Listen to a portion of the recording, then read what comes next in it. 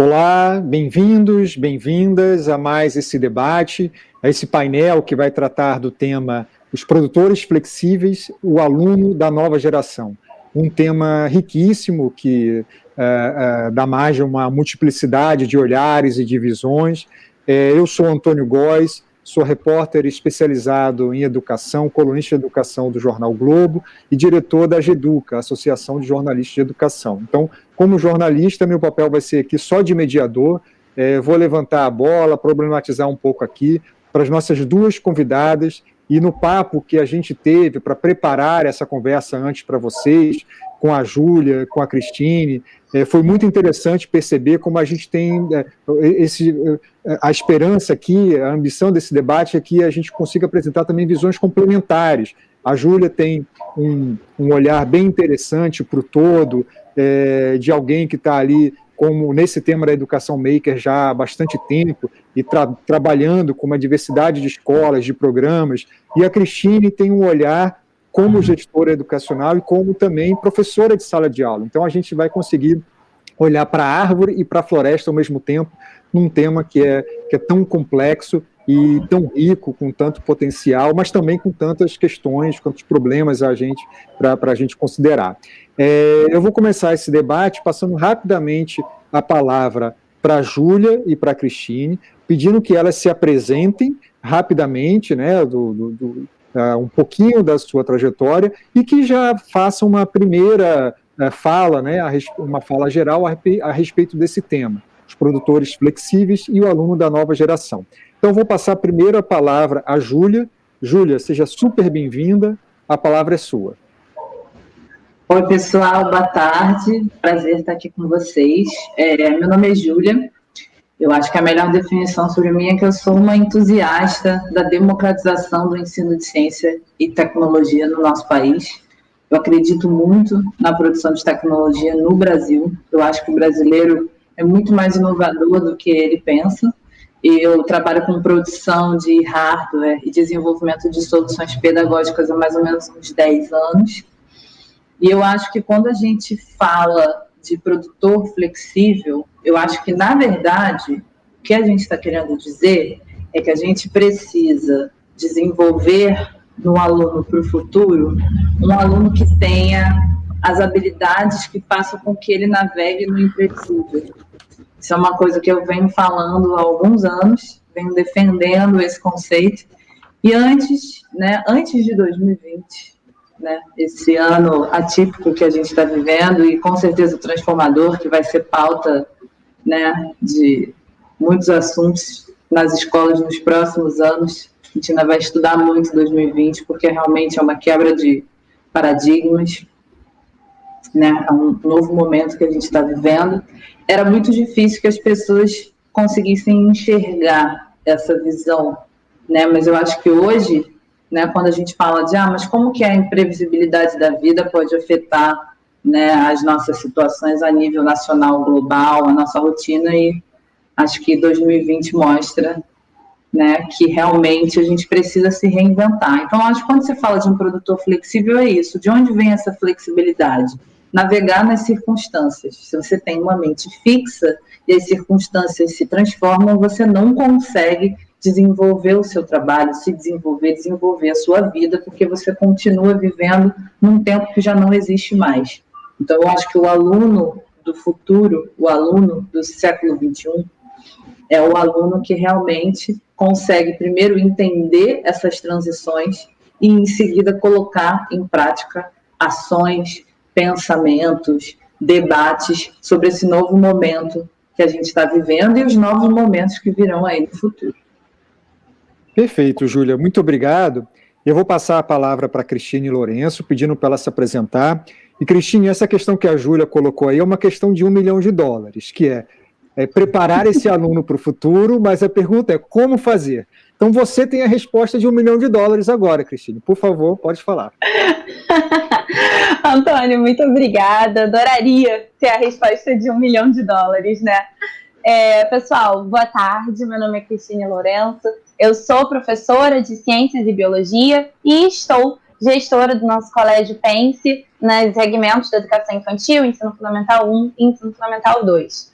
Bom, eu não tenho a resposta de $1 milhão, Antônio. Eu adoraria ter, mas infelizmente eu não tenho. Mas para já tentar trazer alguns pontos aqui para que todos nós possamos refletir, eu vou pegar o que a Júlia falou sobre a questão de não ter mentalidade fixa, né? Eu acho que essa é uma das maiores habilidades que os nossos alunos precisam ter nesse cenário que a gente está envolvido e no cenário do século XXI mesmo, que é a mentalidade de crescimento, né? Então, essa capacidade de aprender com os erros, essa capacidade de ter um ambiente amigável e tolerável ao erro, claro, o erro honesto, né? Não é aquele erro desonesto, mas o erro honesto, de que só erra quem tenta, só erra quem faz, eu acho que isso é um caminho para a gente conseguir chegar aí nesse cenário que vocês estavam falando antes, né? Claro que existem diversas formas, mas acho que se a gente está falando de inovação, se a gente está falando de tolerância em um ambiente imprevisível, o erro ele vai ser o nosso melhor amigo. O erro ele vai acontecer, ele é inevitável e a gente precisa ter todo um arcabouço de habilidades pessoais, cognitivas, coletivas e emocionais também para conseguir lidar com esse erro, então, de uma forma produtiva e de uma forma que nos leve ao aperfeiçoamento futuro, né? Perfeito. Júlia, já dialogando sobre isso e entrando um pouco também nas questões práticas, né, de como implementar isso na prática. Então, no seu relacionamento com escolas, quais são os entendimentos que você considera que mais equivocados que aparecem comumente, né, quando você apresenta uma proposta como essa, de colocar o aluno como protagonista do seu aprendizado, de mudar a estrutura de sala de aula, de fazer algo mais dinâmico, mais maker, né? Quais são os principais erros, né? Esses erros que a Cristina está falando, não os erros de má fé, mas os erros que a gente comete, mas que a gente precisa reconhecer e superá-los, né? Eu acho que o primeiro de tudo é a mudança do modelo mental. Quando você propõe uma coisa nova, em qualquer indústria, em qualquer ambiente, as pessoas sempre vão ficar um pouco apreensivas. E eu acho que quando a gente está falando de uma escola, a escola tem uma missão muito importante, seja ela pública ou privada. Ela precisa educar. E a escola tem um conjunto de valores que ela precisa seguir. Então, quando você traz um educador, a primeira coisa que ele pensa é em todos os problemas que podem ocorrer. E ele está certo. E aí eu acho que quando você está tentando propor alguma coisa, eu acho que o erro ele vem muito de quem propõe uma fórmula nova do que da pessoa que adota, sabe? Tem uma fala no TED que eu gosto muito.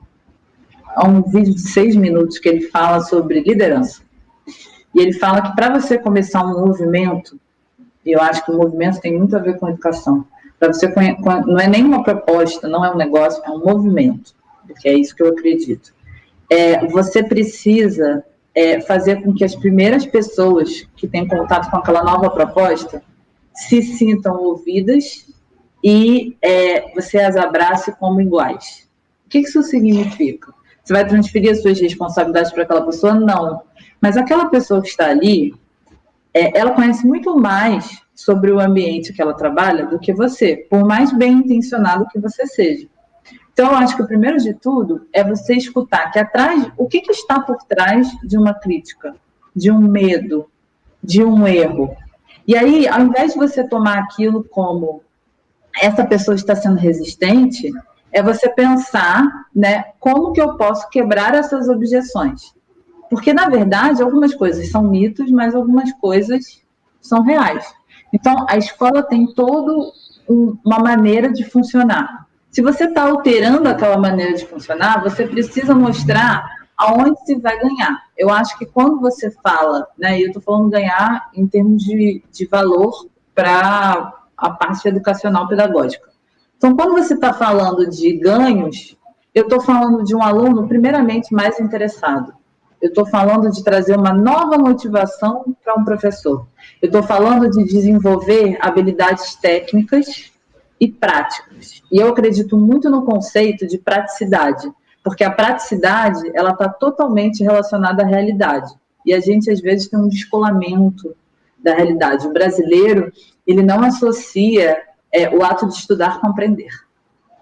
Se você, né, as pessoas acham que, né, estudar, eu vou lá, vou decorar, vou fazer uma prova. Existem diversas maneiras de você conseguir aprender, conseguir trazer esse aprendizado. Então, e você consegue fazer isso, a repetição é importante, né?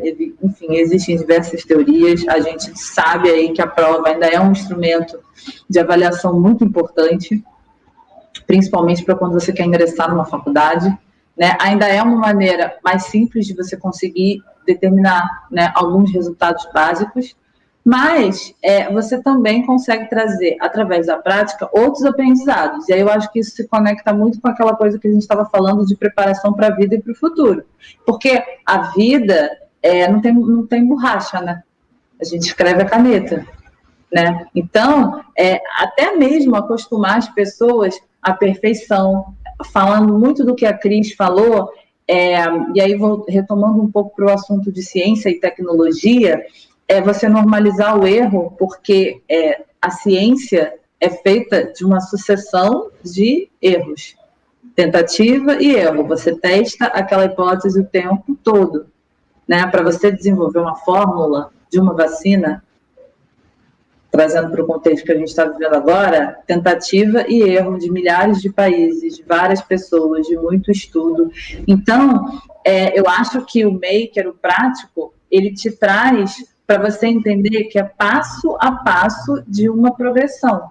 E que as coisas não tem muito um roteiro. A gente tem um script na nossa cabeça, mas às vezes a gente precisa improvisar. Então, só para concluir a questão do educador, eu acho que é a gente entender o que está acontecendo, de onde vem aquilo e como que a gente consegue trabalhar em conjunto com a escola para mitigar aqueles possíveis medos, para auxiliar nos desafios. Perfeito. Júlio, você citou no início da sua fala um TED, eu não lembro se você deu a referência de quem era o TED. Não, mas eu consigo descobrir ele para você 2 minutos. Tá bom, então a gente coloca, logo a gente dá aqui a referência, porque se as pessoas ficarem, né, curiosas para ver, e aí eu já vou passar então a bola para a Cristine. Cristine, no diálogo com os professores, né, com gestores no nível da escola, que estratégias você usa ou você recomenda para mudar essa mentalidade, né? Assim, uma coisa, é muito simples você colocar um laboratório 3D numa escola ou mostrar, olha, agora vai ter inovação e coloca um aparato físico, sei lá, um capacete 3D e agora mudar a mentalidade, né?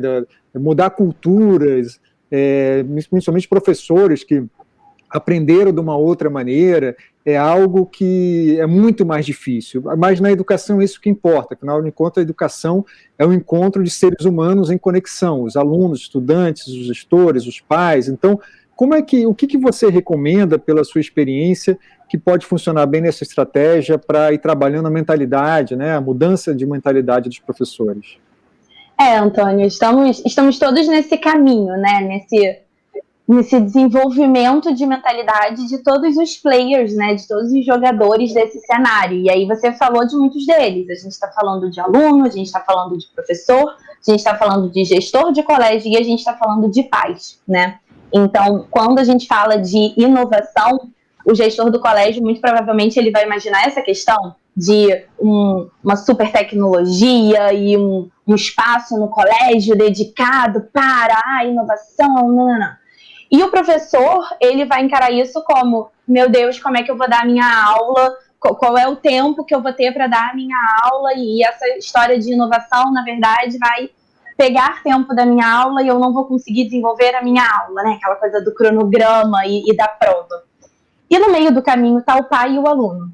O pai que está ali consumindo muitas informações em relação a diversos assuntos e formando opiniões sobre esses assuntos e precisando que a escola o guie nesse sentido, né, do que é esperado, do que é a inovação para aquele colégio, do que é metodologia ativa para aquele colégio, são nomes muito novos, não tem nada escrito em pedra. Então, mais vale o colégio, nesse sentido, mostrar para o pai o que aquilo significa para o colégio, né? Para mim, metodologia ativa significa isso aqui. A minha expectativa de inovação é isso aqui. E aí o combinado não sai caro, né? E o aluno que está nesse meio, que é esse aluno dessa nova geração, essa geração alfa, que é um nativo digital da tecnologia rápida, né? Então, ele já é muito mais suscetível a ser proativo da construção do seu próprio conhecimento, mas ainda assim, ele tá dentro de um contexto de colégio e de família que não dá tanta liberdade assim para esse aluno. Então, apesar dele ter essa questão interna dele, existe um conflito entre o que ele recebe, o que ele consome e o que ele internamente está proposto a oferecer e a desenvolver. Então, no final, assim, eu acho que é muito mais sobre cultura do que sobre tecnologia. Então, é trazer as pessoas a bordo para você construir com essas pessoas. A Júlia falou muito disso antes e eu reforço, porque é realmente verdade. Então, o gestor vai achar que inovação é colocar uma sala 3D no colégio, pronto e acabou. Mas será que para o professor isso significa inovação? Às vezes, para o professor, a inovação é um empecilho para a aula dele. E aí a gente precisa trabalhar junto ao professor a questão de metodologias ativas, mudar essa centralidade da aula. Até então, a centralidade era no que o professor ensina. E nesse contexto de inovação e novas metodologias pedagógicas, a gente precisa deslocar esse centro para o que o aluno aprende. E é um pouquinho diferente, mas que faz muita diferença no dia a dia. E que muitas vezes a tecnologia ajuda e outras vezes nem precisa de tecnologia. Mas a gente só consegue fazer essa conversa entre todas essas pessoas envolvidas se a gente, de fato, trouxer a bordo cada uma dessas pessoas e perguntar o que elas acham e falar o que a gente acha enquanto colégio e construir junto o que esse cenário significa para todo mundo, né? Perfeito. Eu vou passar a palavra para a Júlia, deixando ela à vontade para acrescentar qualquer coisa que não foi dita, né, ainda nesse tema, mas já colocando um novo assunto, Júlia, que é a questão das desigualdades educacionais, né? Uma coisa é a gente pensar, imaginar um cenário ideal de alunos com recursos, uma escola bem equipada, uma escola menos problemática, ou pelo menos com infraestrutura adequada. E muitas vezes, boa parte da resistência dos professores, em parte delas é bastante legítima, né, vem de questões como é que eu vou inovar, como é que eu vou inovar num cenário, na minha realidade, por exemplo, pensando numa escola pública com recursos insuficientes, tendo que lidar com problemas mas não só problemas de aprendizagem, às vezes problemas socioemocionais, enfim, tem a complexidade, o fato é, a complexidade de ensinar alunos num contexto de maior vulnerabilidade é muito maior, né? E nos seus diálogos, Júlia, você acha que é possível também esse debate acontecer na realidade de uma típica escola pública brasileira? Com certeza. Eu acho que, para isso, primeiro a gente precisa desmistificar alguns conceitos, Antônio. O que é inovação? Inovação não é uma coisa bonita. Não é design. Inovação é quando a gente resolve um problema. E a gente tem muito problema para resolver no Brasil. Então, assim, a inovação, ela só existe onde ela é necessária. A inovação de verdade. Mas as pessoas criaram um mito, né? Quando você pensa, nossa, para inovar eu preciso de nunca... Não, as ideias mais geniais são aquelas que você pensa assim, mas isso é tão simples, como eu não pensei nisso hoje? E todas as vezes que eu falo sobre esse assunto, eu sou muito apaixonada por isso. Eu gosto de falar sobre dois conceitos que são muito inerentes à cultura brasileira. A gambiarra e a desobediência tecnológica. A gambiarra é a arte de você enxergar as coisas não pelo que elas são, mas pelo que elas poderiam ser. Isso faz toda a diferença. E a gente faz isso o tempo inteiro. Só que aí a gambiarra, ela às vezes grita um pouco, diverge um pouco do nosso senso estético. Ou do senso estético que falaram pra gente que é importante. Mas se você pesquisar gambiarras brasileiras, eu já escrevi um livro sobre isso. Eu escrevi um livro há um tempo atrás, há uns 3 anos, sobre gambiarras no mundo, assim. E a gente fazia desde visualizador de óculos 3D, utilizando garrafa PET como a lente, né? Porque isso era um projeto que a gente queria fazer com os nossos alunos. O mais caro é a lente. Você pode ter um negócio de papelão, a estrutura de papelão, que é só para fixar o olho. O que faz a diferença é a lente. Se você pegar a garrafa PET, você consegue juntar 2 pedaços de plástico, que vão ficar assim, né? Colocar um pouquinho de água, selar, e você tem a lente, né? Só que você precisa ter olhos de ver. Você precisa enxergar. Você precisa enxergar os materiais à sua disposição como recursos. E não como coisas que a gente vai jogar fora. É daí que nascem as grandes ideias. E os outros 2 conceitos, que eu sempre gosto de desmistificar, é ciência e tecnologia. Ciência é a produção de conhecimento. Todo mundo produz. Tecnologia é a ferramenta que você está usando naquele momento para resolver aquele problema. Parece muito bobo, mas eu acho que, de novo, as melhores ideias são as mais simples. Quando você traz isso para as crianças, para os adolescentes, para os professores, você vê as pessoas se transformando pelo olhar. Eu acho que o olhar, ele fala muito, sabe? E você vê aquela transformação pelo olhar. E em escolas públicas, a gente já fez trabalhos em escolas, então eu posso falar porque a gente já atuou.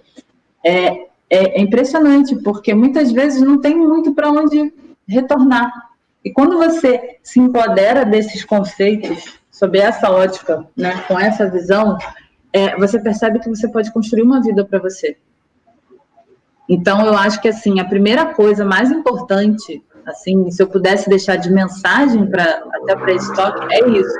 Você não precisa de muitos recursos para inovar. Você não precisa de muitos recursos para fazer ciência.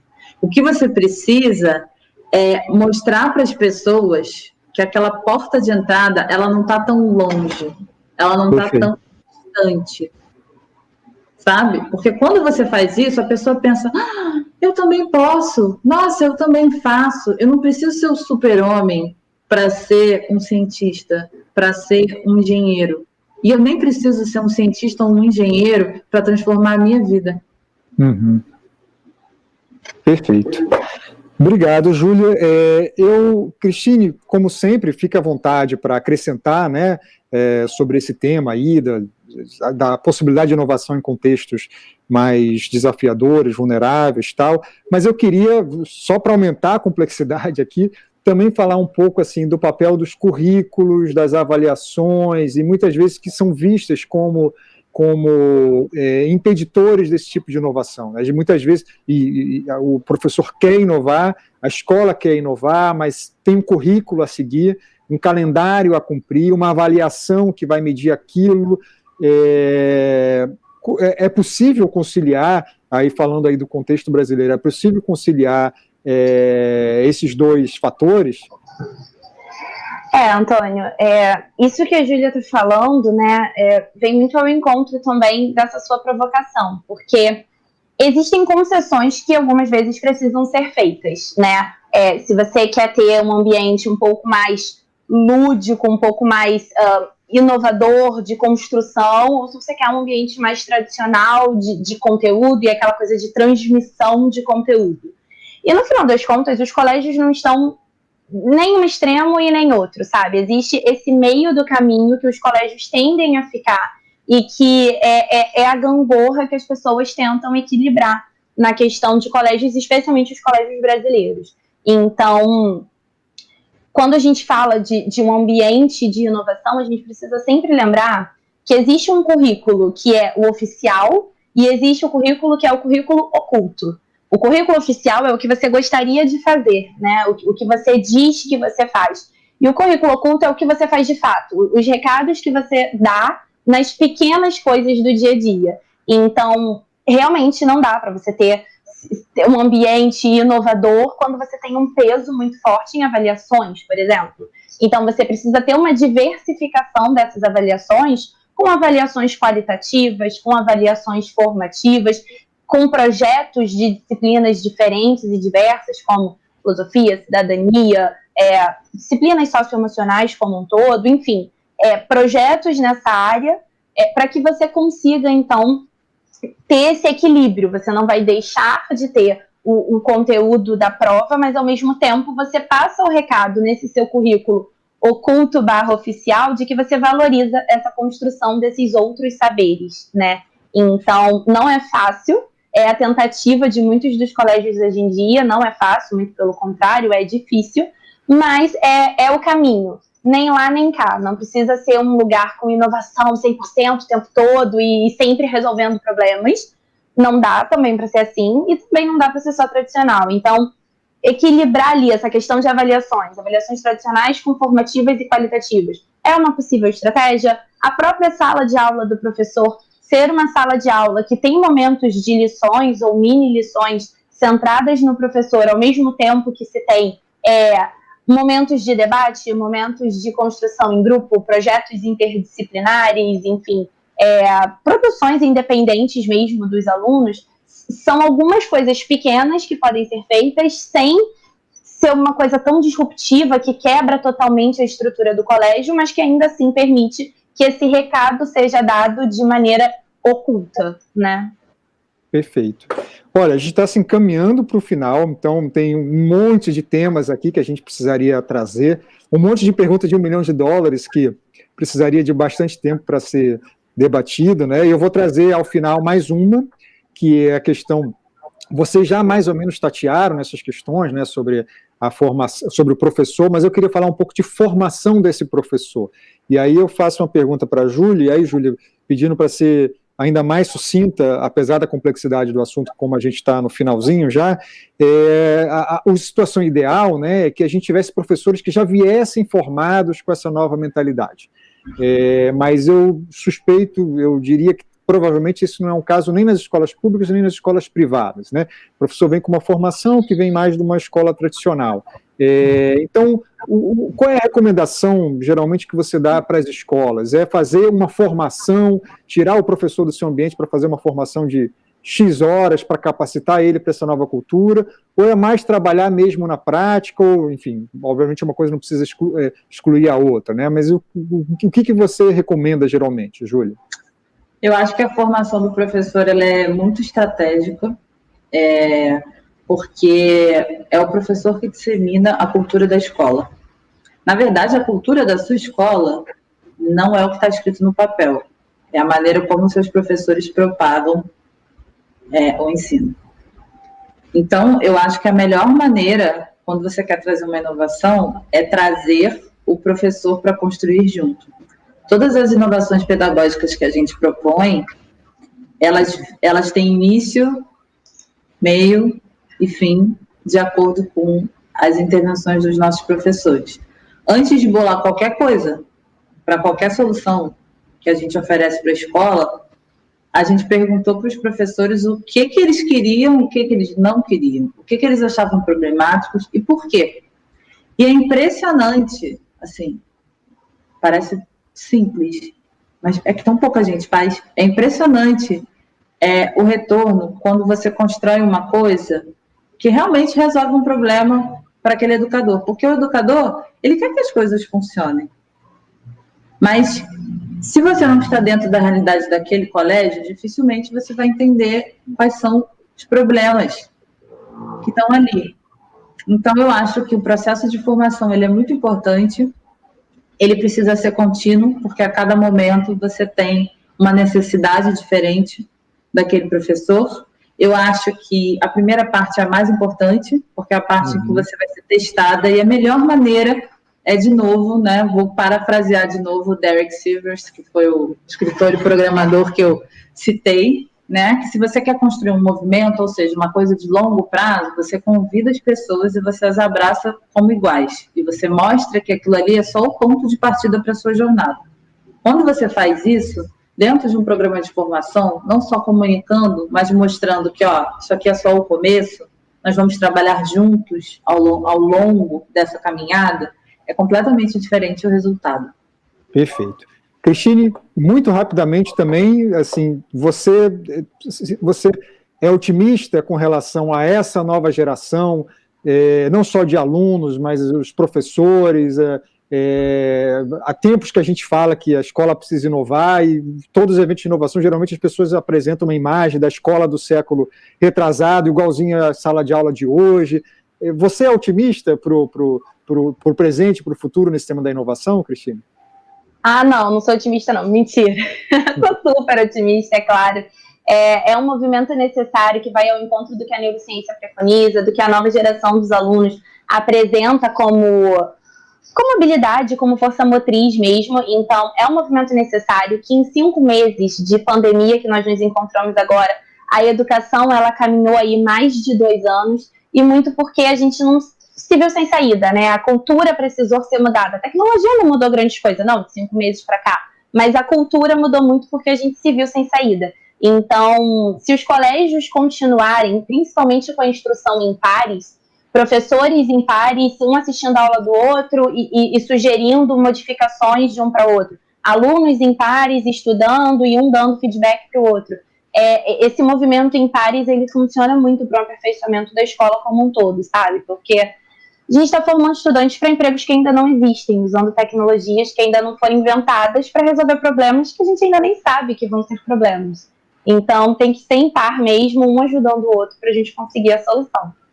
Perfeito. Então, eu vou terminar essa sessão aqui com essa mensagem de otimismo, o que não significa que é fácil, né? É muito suor envolvido, muito trabalho e retrabalho e avanço contínuo, mas vamos terminar então aqui com essa mensagem de otimismo que a gente precisa tanto nesses tempos de hoje. Então, muito obrigado a Júlia, muito obrigado, Cristine, espero que vocês tenham gostado desse debate e espero que ele tenha aberto milhões de oportunidades para reflexão e que sejam aprofundadas aí no cotidiano de cada educador, cada educadora que nos assistiu.